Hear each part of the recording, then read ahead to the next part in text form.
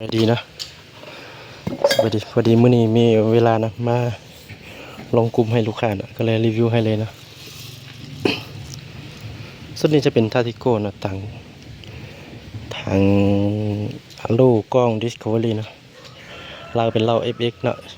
12แก้วยาว50เนาะเก็บเสียงเป็นเก็บแท็กเนาะดูทาติโก้ได้ตัวนี้เนี่ย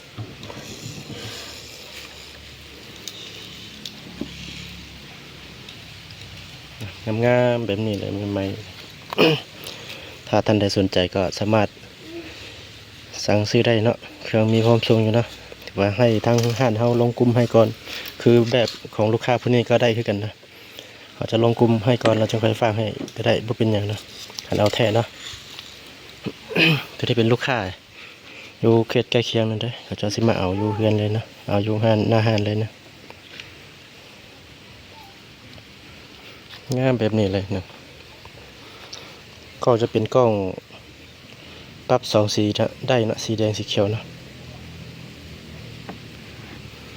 ถ้าให้เฮาเสริมมัน24แวนให้ก็ได้เฮาก็มีคือกันนะมีเสริมนะแต่ต้องได้เต็มงบนิดนึงเนาะ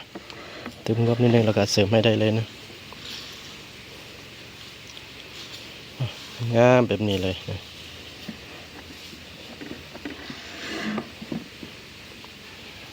เมื่อกี้นะอยู่จุดนี้ยิงไปทางนั้นเนาะเดี๋ยวชี้อันนั้นถ่ายคลิปแล้วชี้ให้เบิ่งกันตัวที่ยิงกันนะง่ายแบบนี้เลยคือว่าในที่มันมานะอันนี้เขาจะให้ประกันให้1 ปีนะสุดนี้นะให้ประกันให้1 ปีแล้วก็ให้ประกันเล่าให้กรณีเอาไปฮอดยิงบ่ถึกสามารถเปลี่ยนละไม้ได้เนาะ ลูกค้าสามารถจ่ายไปทางได้เนาะแต่เฉพาะนครหลวงขึ้นมานะนครหลวงขึ้นมาถือว่ามีไปทางให้เนาะ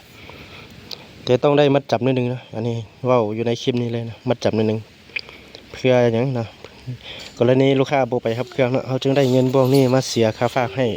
เขาเจ้าเนาะเพราะว่าเขาฝากกับบ่แม่นว่าสิฝากฟรีนะเขาก็ฝากเสียเงินให้กันเนาะจึงได้มัดจำนิดนึงเนาะถ้าหากว่าลูกค้าบ่รับเครื่องเขาจึงได้เงินบวกที่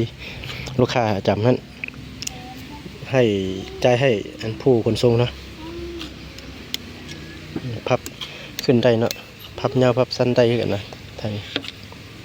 แล้วก็ซิมีแต่ซ้ำนี้เนาะถ้าลูกค้าท่านใดสนใจก็สามารถติดต่อมาได้นะเบอร์แมน28783585เนาะเฉพาะแบบนี้แมน8,500,000เก็บเนาะได้สูบโม่สุดลิงแล้วก็ลูกให้กับ1พร้อมนะเอางามๆแบบนี้เลยนะเอาขอบใจนะโดยลูกค้าอยากรู้ตัวใดแล้วก็สามารถทักส่วนตัวให้นะจะเฮ็ดคลิปให้เป็นกันส่วนตัวให้อีกทีนึงนะ27 เมตรนะ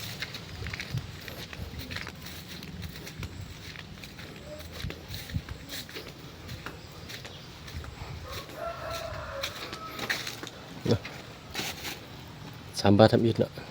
3 บาทหลามนะ